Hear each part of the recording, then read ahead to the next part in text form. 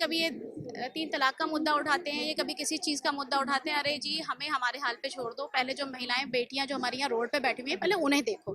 ठीक है, ये तो एक ड्रामेबाजी है कि पर्टिकुलर समाज के किसी भी मुद्दे को उठा लो और किसी दूसरे समाज के लोगों का जिनका आपने दिमाग खराब कर रखा है, जैसे कि मैं कहूँगी कि वो अंधभक्त जो है उनका दिमाग जो आपने खराब कर रखा है, उनको एक ऐसी घृणा और ऐसे डिप्रेशन में डाल दिया है कि जो उनको सिर्फ ये समझ में आता है कि मुसलमान को 2 जूते मारो तो हमारा भला हो रहा है और हमें बड़ी खुशी हो रही है, जबकि ऐसा कुछ नहीं है।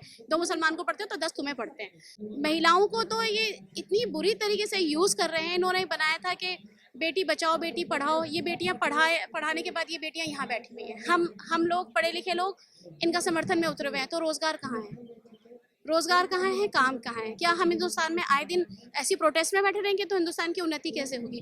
जो बच्चियां अपने अंदर इतना गट्स रखती हैं कि वो हिंदुस्तान का नाम बाहर रोशन करती हैं, वो रोड पे बैठी हुई हैं। ये बहुत शर्म की बात है और मुझे नहीं लगता हिंदुस्तान की हिस्ट्री में आज से पहले कभी भी इस तरीके का हुआ है कि वो बच्चियां जो हिंदुस्तान का नाम रोशन करती हैं, वो जिनको देख के हिंदुस्तान की बच्चियां अब मतलब मोटिवेट होती हैं कि हाँ जी, हमें भी अपने मुल्क के लिए कुछ करना है, हमें फिजिकली स्ट्रांग होना है। वो कैसे इतनी हिम्मत कर पाएंगी? एक माँ बाप के दिल से पूछे तो वो ये कहेंगी कि ऐसी बच्चियां जो 36 इंच को चौपट करते हैं 2 मिनट में, उठा उठा के पटक दें, वो 36 इंच का सीना भी अपने सीने को लेके भागा पड़ा है कि जी ये मेरी पोल कैसे खुल गई।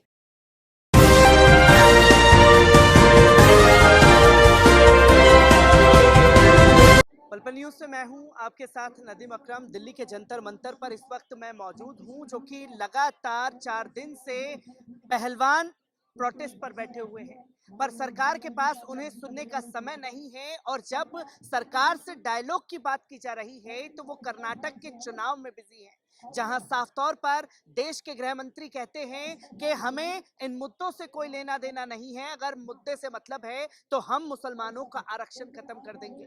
इसी पर बात करने के लिए हमारे साथ तमाम लोग मौजूद हैं। मैं आपसे जानना चाहूंगा, जब देश के गृह मंत्री को ये तस्वीरें नजर नहीं आ रही, प्रधानमंत्री को ये तस्वीरें नजर नहीं आ रही, उनके लिए मुद्दा सिर्फ देश का मुसलमान है, मुसलमानों का आरक्षण खत्म कर दिया, वोट हमें दीजिए।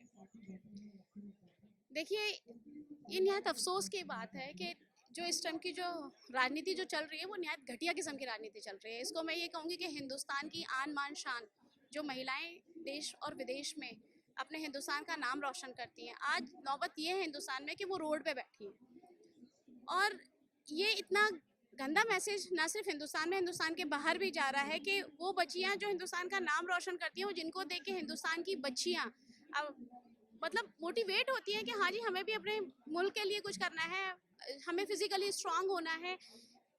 वो कैसे इतनी हिम्मत कर पाएंगी? एक माँ बाप के दिल से पूछे तो वो ये कहेंगी कि ऐसी बच्चियां जो 36 इंच को चौपट करते हैं 2 मिनट में, उठा उठा के पटक दें, वो 36 इंच का सीना भी अपने सीने को लेके भागा पड़ा है कि जी ये मेरी पोल कैसे खुल गई। क्योंकि मैं ये समझती हूँ कि कहीं ना कहीं बीजेपी की रणनीतियां तो ये चल रही है कि जी तू मेरे खोलेगा तो मैं तेरे खोलूंगा। यही इसी का नतीजा था कि जो अतीक जी को मारा गया। अतीक अतीक भी न जाने किस किस के पोल खोलते, तो इसी वजह से उनका एनकाउंटर हुआ।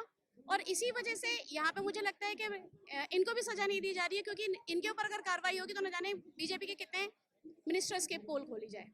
तो ये सारा एक लिंक है, लोगों ने सर्कल बना रखा है, ये तू मुझे छुपा मैं तुझे छुपाऊं। ये सब चोर चोर मुसेरे भाई हैं और ये एक दूसरे को बहुत सपोर्ट करते हैं। ये लोग एक दूसरे को सपोर्ट कर रहे हैं, जैसे कि आपने अतीक अशरफ का जिक्र यहाँ साफ तौर पर कर दिया। पूर्व सांसद की हिरासत में हत्या हो जाती है, पूर्व विधायक की हत्या हो जाती है, तो ये कहा जाता है कि हमने माफियाओं को मिट्टी में मिला दिया है। और यही तस्वीरें हम, जब देश की इन बेटियों की बात होनी चाहिए तो शाहिस्ता जो उनकी बीवी हैं उनको लेकर के तमाम तरीके की खबरें जो हैं प्रसारित की जा रही है मीडिया में, तो एक आम मुस्लिम महिला उसे किस तरीके से देख और समझ? देखिए, एक आम मुस्लिम महिला की बात तो बहुत दूर की बात है। कभी ये तीन तलाक का मुद्दा उठाते हैं, ये कभी किसी चीज़ का मुद्दा उठाते हैं। अरे जी, हमें हमारे हाल पे छोड़ दो, पहले जो महिलाएं बेटियां जो हमारी यहाँ रोड पे बैठी हुई हैं पहले उन्हें देखो। ठीक है, ये तो एक ड्रामेबाजी है कि पर्टिकुलर समाज के किसी भी मुद्दे को उठा लो और किसी दूसरे समाज के लोगों का जिनका आपने दिमाग खराब कर रखा है, जैसे कि मैं कहूँगी कि वो अंधभक्त जो है उनका दिमाग जो आपने खराब कर रखा है, उनको एक ऐसी घृणा और ऐसे डिप्रेशन में डाल दिया है कि जो उनको सिर्फ ये समझ में आता है कि मुसलमान को 2 जूते मारो तो हमारा भला हो रहा है और हमें बड़ी खुशी हो रही है, जबकि ऐसा कुछ नहीं है। 2 मुसलमान को पढ़ते हो तो 10 तुम्हें पढ़ते हैं। क्योंकि हिंदुस्तान की इकोनॉमी के ऊपर कोई बात नहीं हो रही, सिर्फ मुद्दों के बीच में, वो भी ऐसे हिंदू मुस्लिम मुद्दे जिससे किसी का पेट नहीं भरने वाला। हिंदुस्तान को रोजगार चाहिए। आज के डेट में हिंदुस्तान का युवा बेरोजगार बैठा हुआ है और महिलाओं को तो ये इतनी बुरी तरीके से यूज़ कर रहे हैं। इन्होंने बनाया था कि बेटी बचाओ बेटी पढ़ाओ, ये बेटियां पढ़ाने के बाद ये बेटियां यहाँ बैठी हुई हैं। हम लोग पढ़े लिखे लोग इनका समर्थन में उतरे हुए हैं, तो रोज़गार कहाँ है? रोज़गार कहाँ है? काम कहाँ है? क्या हम हिंदुस्तान में आए दिन ऐसी प्रोटेस्ट में बैठे रहेंगे तो हिंदुस्तान की उन्नति कैसे होगी? जो बच्चियाँ अपने अंदर इतना गट्स रखती हैं कि वो हिंदुस्तान का नाम बाहर रोशन करती हैं, वो रोड पे बैठी हुई हैं। ये बहुत शर्म की बात है और मुझे नहीं लगता हिंदुस्तान की हिस्ट्री में आज से पहले कभी भी इस तरीके का हुआ है। और अगर कहीं न कहीं बीजेपी अगर इन्हें सपोर्ट नहीं कर रही है और अपने मिनिस्टर्स को सपोर्ट कर रही है, तो आप ये समझ सकते हो कि अगर मेरा गिरेबान काला है तो मैं कालों को ही पसंद करूँगा। तो ये सब एक ही लॉबी के लोग हैं। मैं बार-बार ये कहूँगी कि एक दूसरे के काले करतूतों को ये लोग छुपाने के लिए एक दूसरे को सपोर्ट कर रहे हैं, इसलिए चुप हैं। क्योंकि यहाँ आमतौर पर ये देखा गया है, जो संविधान ने खासतौर पर महिलाओं के लिए अधिकार दिए हुए हैं कि अगर किसी पुरुष के ऊपर कोई आरोप लगाए जाते हैं तो तुरंत एफआईआर दर्ज करने के लिए कहा गया है, और जब बात भाजपा के सांसद की आ जाती है तो पूरे रूल रेगुलेशन को चेंज कर दिया जाता है। देखिए, क्या बताऊँ मैं आपको, बीजेपी का तो ये है कि भाई जितने भी इन लोगों के करप्टेड है, अगर आज की डेट में आपके ऊपर 10 एफआईआर हो चुकी हैं तो आप बीजेपी ज्वाइन कर लो, आप दूध की तरह पवित्र बाहर निकल कर आ जाओगे। तो इन लोगों ने तो वो प्रोपेगेंडा बना रखा है। जितने भी, अब आप अभी योगी जी की बात कर रहे थे, मैं योगी जी को कहूँ, अगर वो अतीक अहमद को या किसी को भी अगर ये कहते हैं कि ये बाहुबली थे या आतंकी थे या ये गलत लोग थे, तो मैं कहती हूँ उससे बड़े आप हो। आप मुसलमान महिलाओं के बारे में ये कहते हो कि नहीं, इनकी कब्रों से निकाल के इनके साथ गलत काम करो। आप क्या शिक्षा दे रहे हो? आप सीएम की चेयर पे बैठने के बाद आप अगर सबको साथ में लेके, हर समाज को साथ में लेकर, हर धर्म को साथ में लेके नहीं चल रहे हो, तो आप खुद एक निहायत बुरी काम कर रहे हो। और दूसरा ये कि सिर्फ एक मज़हब का बार-बार नाम लेके उनको दूसरे मज़हब को खुश करने के लिए आप सिर्फ एक मज़हब को नाम ले लेके बार-बार राजनीति कर रहे हो, तो आप राजनीति में बिल्कुल फेल हो, क्योंकि आप एक ऐसी बैसाखी का सहारा ले रहे हो। बहुत जल्दी आप एक लंगड़े इंसान हो, तभी आप बैसाखी का सहारा ले रहे हो। अगर मुसलमान इस मुल्क में ना होते तो कोई और मुद्दा होता, और उसका एक एग्जाम्पल महिलाएं भी हैं। मैं एक आखिरी सवाल आपसे लेना चाहूँगा, क्योंकि हम जब बात कर रहे हैं उत्तर प्रदेश की, तो उत्तर प्रदेश में निगम चुनाव चल रहे हैं और निगम चुनाव में खास मुद्दा भारतीय जनता पार्टी ने बना रखा है। अतीक और मुख्तार को नाम पर वोट मांगे जा रहे हैं कि हमने माफियाओं को ठिकाने लगा दिया, और यही अगर कर्नाटक चुनाव की बात की जा रही है तो मुस्लिमों का आरक्षण हम खत्म कर देंगे, इसलिए हमें वोट दीजिए। तो कैसे देख रहे हैं इन चीज़ों को? अगर आप बेटियों के बचाव की बात कर रहे हैं, इनसे देश में जो चीज़ें चल रही हैं उसके ऊपर बात कर रही है, तो मुद्दा सिर्फ मुसलमानों के ऊपर खत्म। देखिए, आप कितना भी, मैं बार-बार कहूँगी, अपने आम लोगों से ये बात कहूँगी कि बार-बार भी आप कितना भी मुसलमानों के मुद्दे पे वोट मांगे, उससे आपका पेट भरने वाला नहीं है, उससे हिंदुस्तान की हालत सुधरने वाली नहीं है, उससे युवाओं को रोजगार मिलने वाला नहीं है। ठीक है? हमें, आप योगी जी की कह रहे हैं, मैं तो कह रही हूँ योगी जी से बड़ा कोई गुंडा नहीं होगा। ठीक है? जितनी एफआईआर उनके नाम पर है, उतनी ज़्यादा शायद उनके मिनिस्टर्स पे ही होंगी, बीजेपी के मिनिस्टर्स पे ही होंगी। अगर आपको खत्म कर रही है तो एक तरफा से क्यों? सभी की तरफ से करिए ना। तो और यहाँ पे आपने जो कर्नाटका का जिक्र करा, कर्नाटका में अगर आप खत्म कर रहे हो आरक्षण मुसलमानों के नाम पे, तो हिंदू मुस्लिम के अलावा कुछ है टॉपिक आपके पास? आपके पास कुछ नहीं बचा। आप सिर्फ हिंदू मुस्लिम, हिंदू मुस्लिम, हिंदू मुस्लिम। लेकिन मुझे हिंदुस्तान की जनता पे पूरा भरोसा है कि वो बहुत जल्द अपनी आंखें खोल चुकी है और खोल देगी। और खास तौर से कर्नाटका का जो साउथ की जो लॉबी है ना, साउथ की लॉबी जो है वो इंटेलेक्चुअल है, बहुत समझदार है, पढ़ी लिखी लॉबी है, वो इनके फरेब में नहीं फंसेगी, मुझे पूरी उम्मीद है। क्योंकि बहुत हो गया हिंदू मुस्लिम, हिंदू मुस्लिम। आज की डेट में युवा को रोजगार चाहिए। आप रोजगार की बात करिए, आप एजुकेशन पे बात करिए, आप हेल्थ पे बात करिए। आज भी मैं एक छोटा सा जिक्र करूंगी कि दिल्ली के भी, अभी आज यहाँ पे केजरीवाल की सरकार है, अगर आप दिल्ली के भी किसी भी सरकारी अस्पताल में जाएंगे तो एक बेड पे 3-3 महिलाएं मटर्निटी हॉस्पिटल में हैं।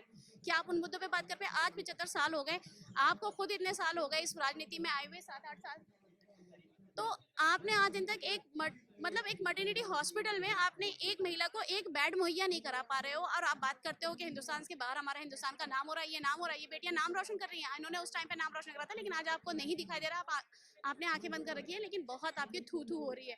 दुनिया देख रही है कि वो महिलाएं जो हिंदुस्तान का नाम और मान सम्मान थी, आज वो रोड पे बैठी हुई है और अपने हक के लिए लड़ रही है, और उनकी एफआईआर नहीं दर्ज हो रही। कितनी शर्म की बात है। मुझे यहाँ के लॉ पे पूरा भरोसा है, हिंदुस्तान के लॉ पे। हाँ, अगर उसका दम ना घोटा जाए, उससे प्रेशर ना हो, पॉलिटिकल प्रेशर, तो ज़रूर मुझे उम्मीद है कि इंसाफ होगा। लेकिन हाल फिलहाल बीजेपी की पार्टी से मैं बिल्कुल उम्मीद नहीं रखती, खासतौर से मोदी जी से, योगी जी से बिल्कुल भी उम्मीद नहीं रखती। उम्मीदें जो हैं खो चुकी हैं। एडवोकेट बिलाल भी मेरे साथ मौजूद है। मैं एक लीगल प्रोस्पेक्टिव पर पूछना चाहूँगा। रूल रेगुलेशन ये कहता है कि एफआईआर किसी महिला ने अगर कोई आरोप लगाए हैं तो दर्ज होनी चाहिए, पर बात भाजपा की आ जाती है तो रूल रेगुलेशन क्यों चेंज हो जाते हैं? देखिए, ये वही लोग हैं जो कानून का मजाक उड़ाना जानते हैं, जो रूल ऑफ लॉ की हत्या कर रहे हैं। जो आपने शुरू से देखा होगा, कोई भी अगर मुद्दा आता है तो उस पे ये लोग कानून नहीं मानते। ये जो सरकार चला रहे हैं वो गुंडागर्दी से सरकार चला रहे हैं। अगर कोई महिला एफआईआर करने जाती है तो आम आदमी या एमपी कोई विपक्ष हो तो अभी 1 मिनट में एफआईआर हो जाएगी और उसको अरेस्टिंग के लिए भी। लेकिन यहाँ मामला है बीजेपी के एमपी का, ब्रजभूषण, जो बहुत ताकतवर इंसान है, जो लगातार बच्चियों का शोषण कर रहा है। जिस तरीके से देखा होगा, ये नहीं देश का गौरव बढ़ाने वाली, देश के लिए मेडल लेने वाली प्रधानमंत्री उनके साथ फोटो खिंचवा रहे हैं, उनका सम्मान कर रहे हैं, लेकिन उसके बाद क्या कर रहे हैं, उनका अपमान करने का काम कर रहे हैं। उनके आंसू नहीं दिख रहे। जिस तरीके से बेटियां का रोने का, तो हमारा भी दिल तड़प गया। हम सामाजिक लोग हैं, यहाँ पर आए, हमने देखा और हमने कहा हम साथ से साथ जब तक यहाँ आंदोलन चलेगा उनके साथ रहेंगे। लेकिन तुष्टीकरण की राजनीति करने वाले, इनसे क्या उपेक्षा की जा सकती है। जो 80-20 की बात करने वाले लोग देश में, योगी जी ने क्या बयान दिया, 80-20 की बात करते हैं, रामजादे हरामजादे की बात करने वाले, शमशान और कब्रिस्तान की बात करने वालों से क्या उपेक्षा रख सकते हैं। वो यही लोग हैं जो नफरत फैलाना चाहते हैं, हिंदू मुस्लिम की राजनीति करते हैं, मंदिर मस्जिद की राजनीति करते हैं। उनको कोई परवाह नहीं है। जो असल में लोग, हिंदुस्तान के लोग जो इनको जिताकर भेजते हैं, उनसे इन्हें कोई मतलब नहीं। ये अपना घर भर रहे हैं अपने लोगों के लिए, क्योंकि इनके राज खोल देंगे। जो नेता बैठे हैं इनके आपस में एक जड़तोड़ वाले राज हैं, इसलिए उस पर कोई एफआईआर तक भी नहीं हो रहा। सुप्रीम कोर्ट भी इस पर आ चुका है, उसके बावजूद भी एफआईआर नहीं किया। कितने शर्म की बात है। आज हम कानून को मानते, मैं एक एज एन एडवोकेट कानून पर भरोसा रखता हूँ और देश का एक एक नागरिक कानून पर भरोसा रखता है। लेकिन जो सरकार में बैठे हुए लोग हैं वो धज्जे उड़ाने का काम कर रहे हैं। आपने देखा होगा अतीक अहमद के साथ क्या हुआ, उसकी फैमिली के साथ क्या हुआ, वो सब ने देखा। पुलिस कस्टडी के अंदर 3 बदमाश आकर और इतने पास से शूट कर देते हैं, लेकिन उसको उनके ऊपर कोई कार्रवाई नहीं होती, उनको शूट नहीं किया जाता, क्योंकि पुलिस के जो है वो उनके पास फिर गोलियां नहीं बचती हैं, क्योंकि वो संरक्षण प्राप्त हो चुका है। क्योंकि उनको देश में माहौल खराब करना है कि हमने कैमरामैन पूरी मीडिया के सामने ये प्री प्लान तरीके से कराया और उस पर कोई मुंह आवाज खोलने को तैयार नहीं है। योगी जी बहुत कहते हैं कि हमारे यहाँ कानून है। ये अरे कानून होता तो फिर ये कानून की मानते, अगर उन पर केसेस थे तो कानून के हिसाब से सजा देते, या फिर आप इस तरीके से प्रयोजित कराकर किसी को मौत के घाट उतार देते हैं, 1 सेकंड में गोली मारकर हत्या करा देते हैं। तो देश में माहौल खराब नहीं कर रहे आप लोग? किसकी कानून की बात करते हैं ये लोग? धज्जे उड़ाने वाले कानून की बात। मैं एडवोकेट बिलाल यहाँ ये जानना चाहूंगा और देश की जनता को भी ये आंकड़ा बताना चाहता हूँ कि तकरीबन 542 जो हैं सांसद हमने चुनकर के पार्लियामेंट में बैठे हुए हैं, जिसमें से 272 पर आपराधिक मुकदमे दर्ज हैं और 156 जो हैं सिर्फ भारतीय जनता पार्टी के। पर अगर बात की जाएगी तो उन्हें माफिया नजर आएंगे, आजम खान उन्हें माफिया नजर आएंगे, मुख्तार अंसारी उन्हें माफिया नजर आएंगे, अतीक अहमद। बिल्कुल, देखिए आप, मैं पूरी लिस्ट आपको गिना दूंगा। इस ब्रजभूषण के ऊपर भी 136 मुकदमे हैं, तो क्यों नहीं अभी तक ये जेल में है? क्यों नहीं इसको माफिया किया जाता?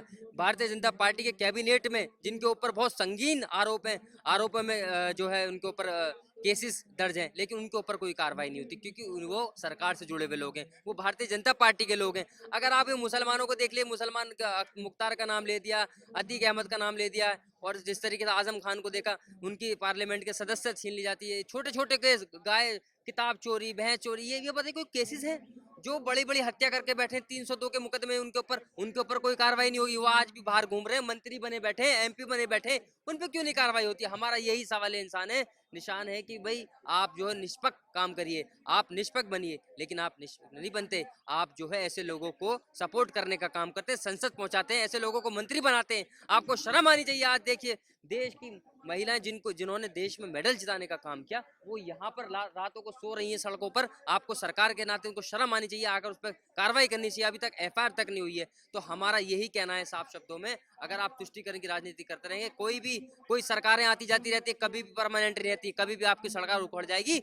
जनता जो रोजगार मांगती है, एजुकेशन मांगती है, और आप देखा होगा किस तरीके से झूठे वादे करके भारतीय जनता पार्टी ने देश में सरकार बनाने का काम किया है। हम उसके अभी यहाँ पर आकर ये कहेंगे कि आपको मुद्दों की राजनीति करनी है, इधर उधर की राजनीति मत करिए, मंदिर मस्जिद की राजनीति मत करिए। आप वर्क बोर्ड को लेकर आगे, मदरसे को लेकर आगे, नमाज को लेकर आगे, अजान को लेकर आगे, लाउड स्पीकर, यही मुद्दे रह गए क्या? आपको असल मुद्दे नहीं है कि आपके पास जो वाकई में आपको देश में अगर सरकारें बनानी तो असल मुद्दों पे बात करनी पड़ेगी, वरना फिर हम जो है एक और प्रोटेस्ट करेंगे। देश में हर जगह ये प्रोटेस्ट जाएगा और हम बच्चों के साथ खड़े हैं और एक एक युवा सामाजिक कार्यकर्ता उनके साथ खड़े होने का काम करेंगे।